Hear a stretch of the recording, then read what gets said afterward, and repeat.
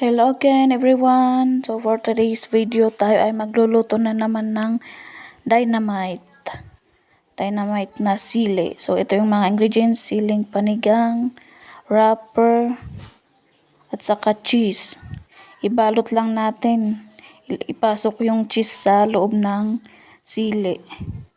Kapag mainit na yung mantika, ready to cook na.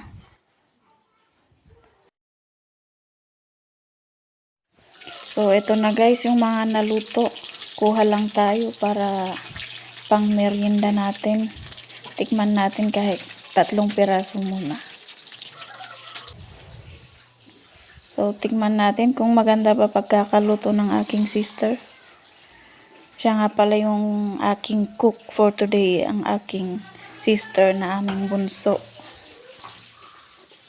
Masarap guys. At saka crunchy. Luto na rin kayo. Masarap pang merienda.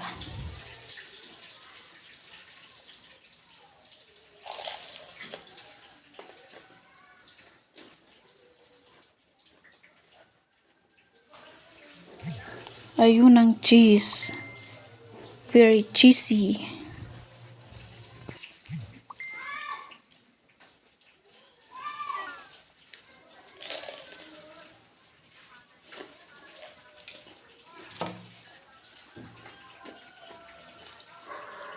Thanks for watching guys.